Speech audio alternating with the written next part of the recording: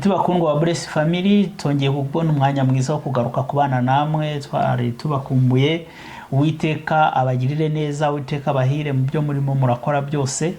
Ibyo uri kunyuramo byose tukuragije Imana kugira ngo uhatambukana amashimwe yayo. Ko tujya tuvuga ngo haba mu byiza, haba no mu bibi. Jambo ry'Imana ratubwira ngo muhore mwishima. Rero turagukangurira cyangwa se turifuza yuko nawe aho byo wabuhagazemo byose ubasha kubona ishimwe utura Imana yawe. Rero karibu ni Emmanuel muganira na Betty na karibu sana mu kiganiro. Asante. Tugiye guhita tuguhana umwanya kuko tuje mu mwanya mwiza ukongera kuganira ku ijambo ry'Imana mu buryo bugufi.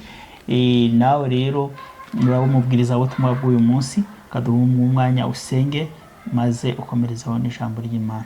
Kaduce bugufi dusenge. Data twese turi imbere yawe, mwanya nk'uyu nguyu duhaye turakwinginze kugira tukoreshe ibyo wifuza yuko bigera kuri bene data badukurikiye n'abazadukurikira mu nyuma.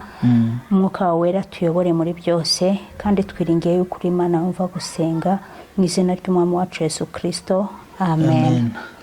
Haleluya. Amen. Murakoze kuba uyu mwanya kugira ngo tuganire n'abakunzi bacu bene data. Reka tuganire ijambo ry'Imana. Ibihe tuba turimo ni ibihe byo guhugurana, dufashanya. Hari ababa babaye nk'uko amaze kubivuga, hari ababa bari mu bihe bitandukanye, ibihe bibagoye n'ibyoroshye n'ibikomeye. Ibyo byose ariko nk'abana b'Imana tugomba kubibamo kuko nicyo twaremewe, kandi Imana yacu iratuzi. Icyo tuzi ni uko Imana yacu bifite imigambi myiza kuri twebwe. Ibyo byo turabizi, turabimenyereye. Ibyo ngibyo byose waba uri kunyuramo ejo buzacya buke bucyanye ibindi, ku buryo rero tugomba guhorana ihumure yuko Uwiteka ari kumwe natwe. Hari ijambo ritoya nshaka yuko tuvugana dusoma.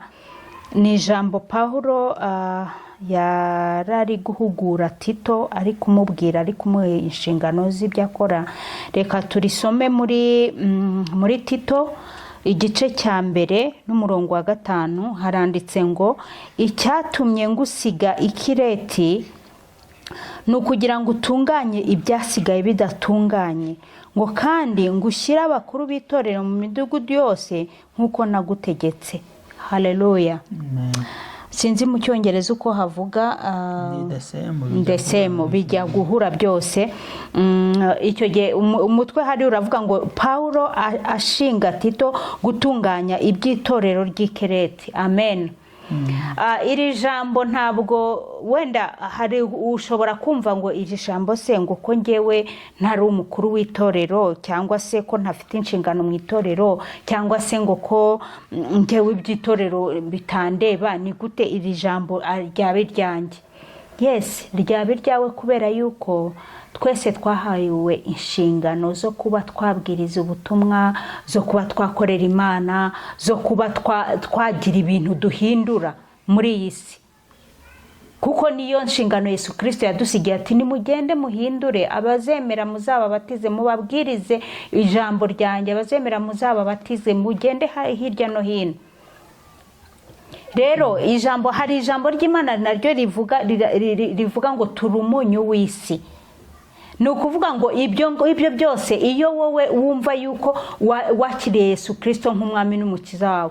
Ibi ngibi Paulo yabibwiraga Tito icyo gihe, muri icyo gihe. Ariko muri iki gihe se bimeze gute? Muri iki gihe ni ukuvuga ngo natwe mu gihe dufite inshingano zo kuba twahindura, tugahindura abandi, tukaba ba responsable bo kugira ngo dugire ikintu dukora, tugomba natwe kwishyira mu mwanya w'aha ngaha abo Paulo yabwiraga uriya munsi.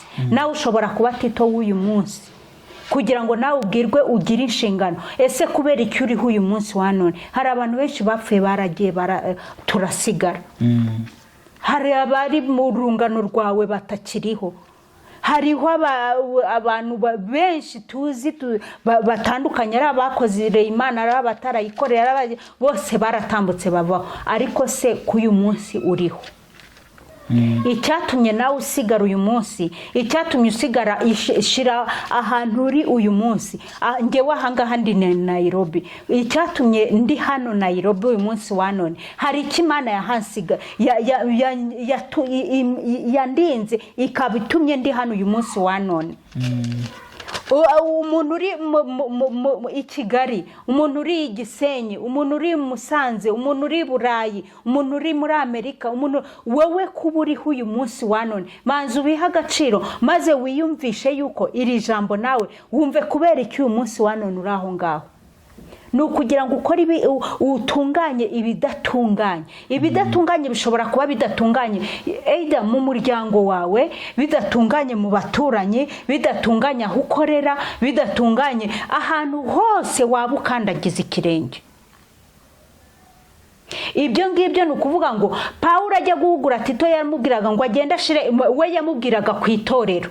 Ariko si uyu munsi wa none twebwe twishire muri uwo mwanya tube ba Tito muri aka kanya turi kubwirwa na Pawulo ari kuduhugura ngo icyatumye tuba turi hano uyu munsi, icyatumye kuba dufite umwuka w'abazima duhumeka mu mwanya wa none, ni ukubera yuko natwe dufite ibyo tugomba gutunganya. Maybe mu muryango wawe hariyo za karande, wamaze kubimenya yuko za karande zisha umuryango wawe. Abantu iwanyu bapfa badashingiwe, abantu iwanyu barakenyuka, abantu iwanyu bameze gutya na gutya. Ibyo ngibyo ukaba uriho wowe warakijijwe mu muryango wawe ukaba ubizi. Ese ni igiti gitumye uyu munsi wa none uri muri uwo muryango wawe warakijijwe, waramenye Imana, waramenye Yesu Kristo ko ari umwami n'umukiza, waramenye yuko Imana itabara. Ese ni igiti wakora kugira ngo umuryango wawe utabarwe? Icyo ngicyo nawe nicyo ugomba kwibaza yuko nawe muri uyu mwanya Pawulo yaba yarakubwiye, yakubwira ati ni iki cyatumye usigara muri uwo muryango wawe. Ni ukugira ngo utunganye ibidatunganye. Niba ubasha kumenya yuko izo za karande ziri mu muryango wawe, wakabaye ufata intambwe ya mbere kugira ngo usenge Imana, kuko wamenye guhishurirwa neza, hanyuma usenge Imana izo karande zikurweho.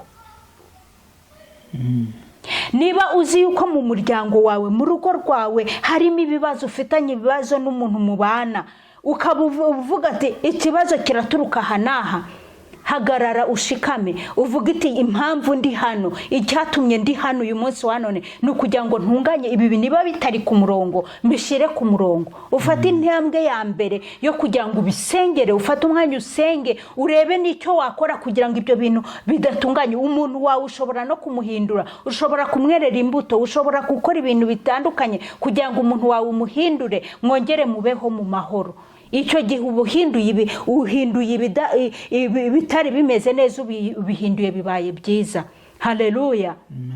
Icyo ugomba kumenya nuko ugomba kumenya yuko wowe niba uri aho ngaho ugomba kumenya ugutera intambwe kugira ngo uhindure ibitameze neza, ubishyire ku murongo. Niba usanze ibintu bigoramye ubigorore, niba usanze abantu barwana ubakize, ubagire inama, ubahugure bakizwe. Niba usanze abantu barwaye ufite impano yo gusengera abarwayi, basengere bakire.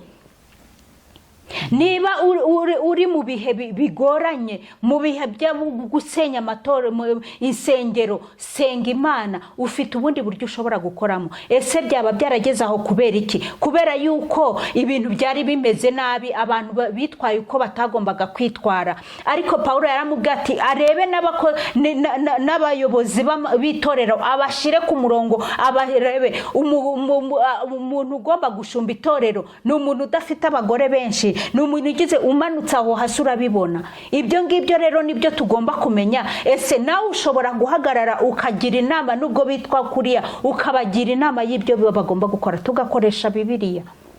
Amen. Rero ugomba kumva yuko icyatumye nawe uriho uyu munsi wa none, ishiremo yuko aha hantu waba uri haba hari mu cyimbo cy'Ikereti, nawe wumve yuko ugomba gutunganya ibyasigaye bidatunganye.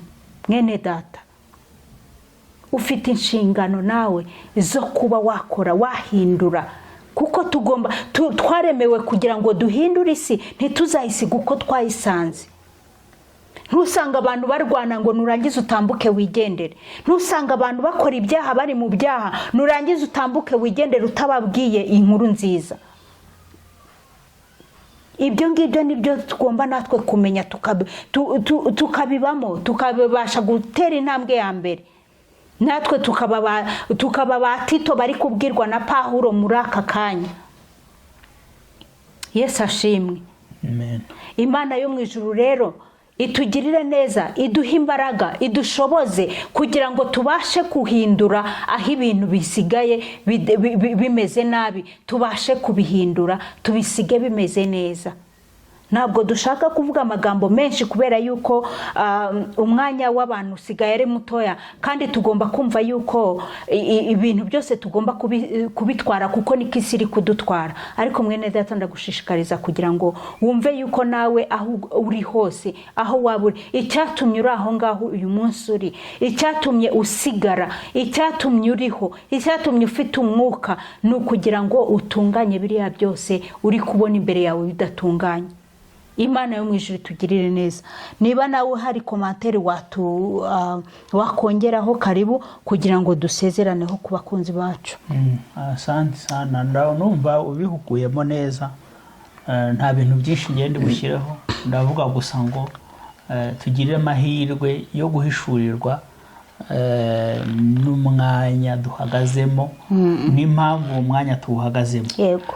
Ahangaha Tito yagiriwe ubuntu bwo kubibwirwa na Pawulo, aramwibutsa, aramubwira ngo impamvu nagusize.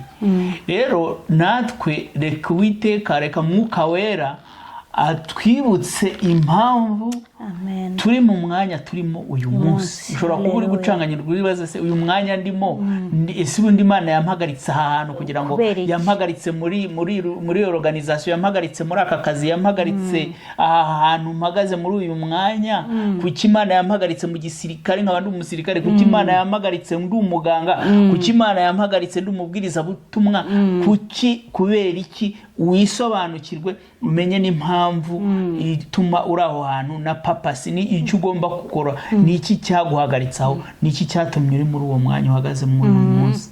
Ni ukugira ngo utunganye ibyo wahasanze bidatunganye, ubitunganye, ubisige bitunganye. Yes, kugira ngo isi yacu irushaho kumera neza. Kandi twebwe tw'abakristo ni twebwe twakagombye kuba intangarugero mu buryo bwo guhindura isi aho turi, kugira ngo habe ahantu hazima hatunganiye umwana w'umuntu, ndetse n'Imana ishobora kureba iri mu ijuru ikavuga ati ndanezerewe ku bw'abo abantu. Kandi kumenya intego zacu z'ubuzima, kumenya icyo turi cyo, kumenya aho turi, no kumenya icyo tugomba gukora, aba ari ibintu biranga buri muntu wari wese. Imana yacu tugirire neza. Amen. Imana yo mu ijuru bagirire neza bene data. Reka dusezeraneho nawe utaha. Shalom. Shalom.